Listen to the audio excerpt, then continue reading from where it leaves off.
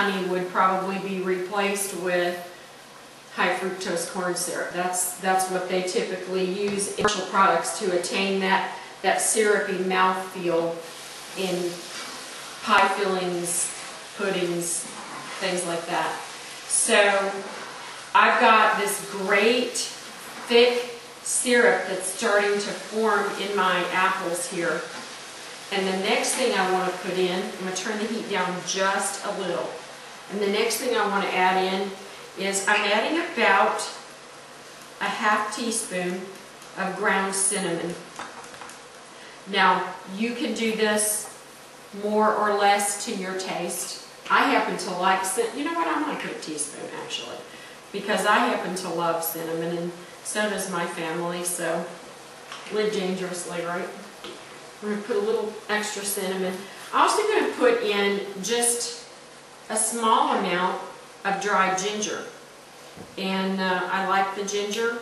It has a pungent, little bit spicy aroma and taste, and a little bit goes a long way with that. I'm talking not even 1/8 of a teaspoon, really, a pinch.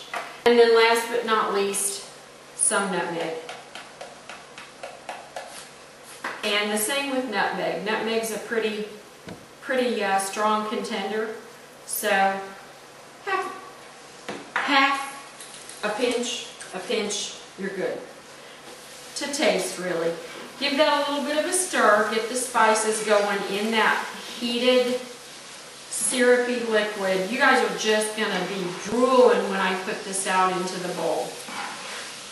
And remember, we're going to have that rich, buttery taste without any butter because of the coconut oil. Last thing I want to put into this is a small couple of items here. Just one tiny pinch of salt. I've got about 1/4 of a cup of chopped walnuts. Again, a superfood, plenty of selenium, plenty of protein, good for you in all kinds of ways. Fiber. You know nuts are high in fat, so if you go overboard, you can be a little high on the calorie end. But a 1/4 cup, you're fine. You're not eating the whole bowl. This is a Meyer lemon off of our tree. We're really lucky here in Florida to be able to grow some of our own citrus. But Meyer lemons, if you don't know, are often called a sweet lemon because they are not as acidic as a regular lemon. So I just put about a tablespoon of Meyer lemon juice. I just like that at the end flavor.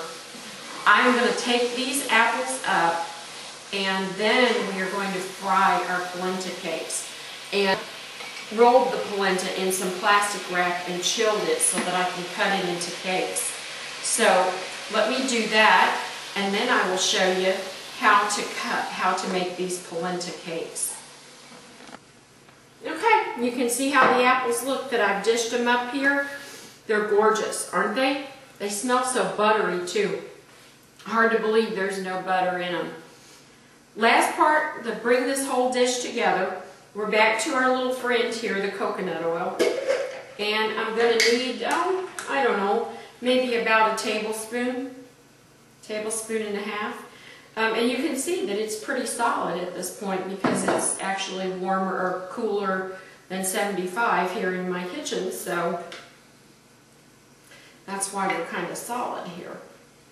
All right, there we go. And I have taken the polenta that we cooked earlier, rolled it in some plastic wrap, and chilled it so that I've made this log. And once the log has chilled, you can actually slice this into slices. And these are what we are going to place. And you can see it's a nice rosy pink color. That's from the cranberry juice that went into it. This is not just a flavor agent, it's also appealing. So the coconut oil will melt very quickly. I'm just going to slice the last couple of slices of the polenta. Alright, there we go. That's great. And I'm going to take these and put them into the hot coconut oil. Hot sizzle. Good. If it doesn't sizzle, it isn't ready, by the way, so just Get that little sizzle. And what we're trying to do is we're trying to put a nice crust on the polenta so that it's got a nice crispy outer texture, but the inner texture is creamy. All right. They do not take very long to fry up. One more. One more.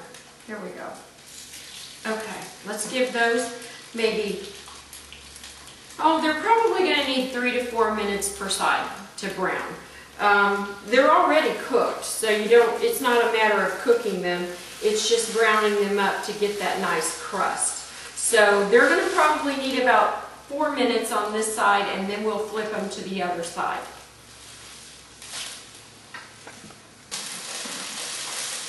I'm just getting these guys turned over now because they finished browning on the first side.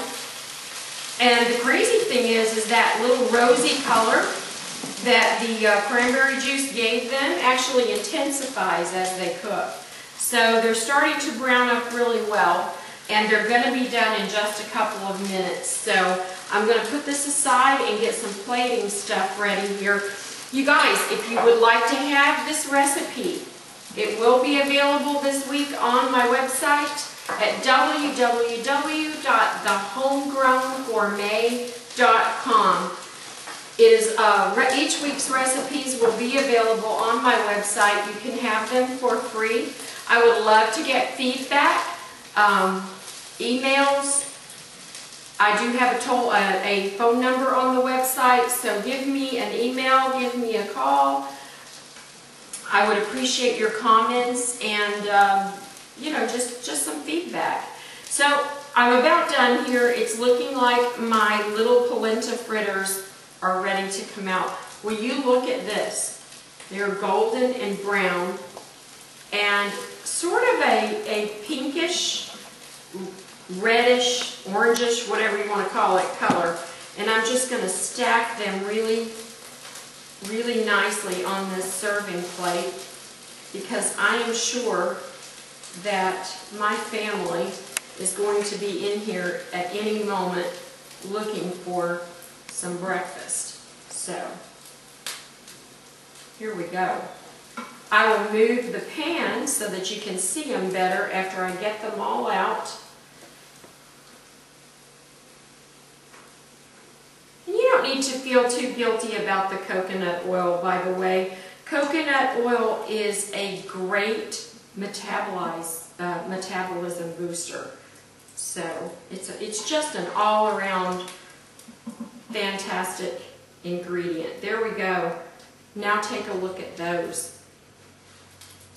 And I'm going to serve myself a plate so that you can see how they look. There's the polenta. Here's the apple topping.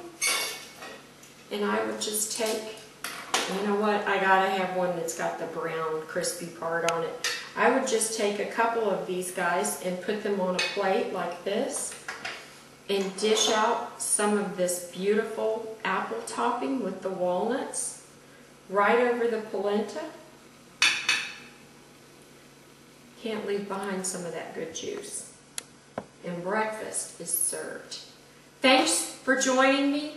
I look forward to seeing you next week. Don't forget, visit me at www.thehomegrowngourmet.com.